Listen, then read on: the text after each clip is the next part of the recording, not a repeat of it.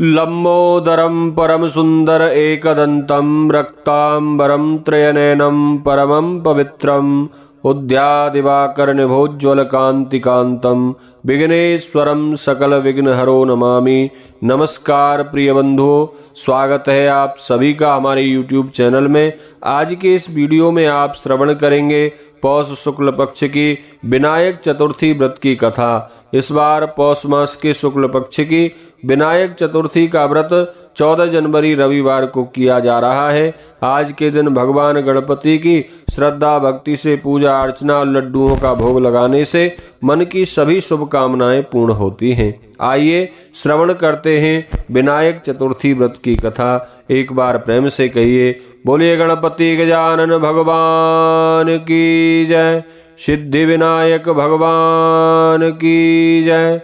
श्री गणेश चतुर्थी व्रत की पौराणिक कथा के अनुसार एक बार भगवान शिव तथा माता पार्वती नर्मदा नदी के किनारे बैठे थे। वहां माता पार्वती ने भगवान शिव से समय व्यतीत करने के लिए चौपड़ खेलने को कहा। भगवान शिव चौपड़ खेलने के लिए तैयार हो गए, परंतु इस खेल में हार जीत का फैसला कौन करेगा, यह प्रश्न उनके समक्ष उठा। तो भगवान शिव ने कुछ तिनके एकत्रित करके उसका एक पुतला बनाकर उसकी प्राण प्रतिष्ठा कर दी और पुतले से कहा, बेटा हम चौपड़ खेलना चाहते हैं, परंतु हमारी हार जीत का फैसला करने वाला कोई नहीं है, इसलिए तुम बताना कि हम दोनों में कौन हारता है और कौन जीतता है। उसके बाद भगवान शिव और माँ पार्वती का चौपड़ का खेल शुरू हो गया। यह खेल 3 बार खेला गया और संयोग से तीनों बार माता पार्वती की ही जीत हुई। खेल समाप्त होने के बाद बालक से जब हार जीत का फैसला करने के लिए कहा गया तो उस बालक ने महादेव जी को विजयी बताया। यह सुनकर माता पार्वती क्रोधित हो गईं और क्रोध में उन्होंने उस बालक को लंगड़ा होने का, कीचड़ में पड़ा रहने का श्राप दिया।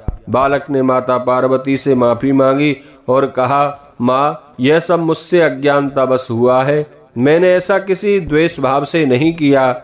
बालक द्वारा जब क्षमा मांगने पर माता ने कहा, यहाँ गणेश पूजा के लिए नाग कन्याएं आएंगी, उनके कहे अनुसार यदि तुम गणेश व्रत करोगे, ऐसा करने से तुम मुझे प्राप्त करोगे।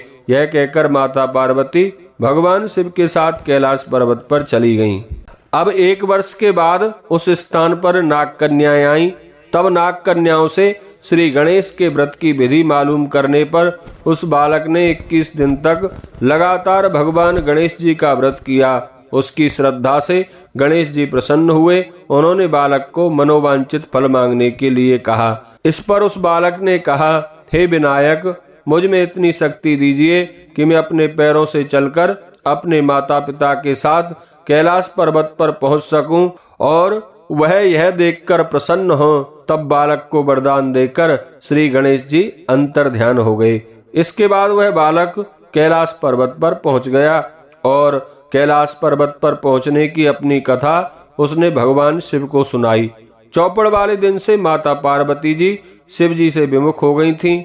अतः देवी के रुष्ट होने पर भगवान शिव ने भी माता पार्वती की प्रसन्नता के लिए बालक के बताए अनुसार 21 दिनों तक गणेश व्रत किया। इस व्रत के प्रभाव से माता पार्वती के मन में भगवान शिव के प्रति जो नाराजगी थी वह समाप्त हो गई।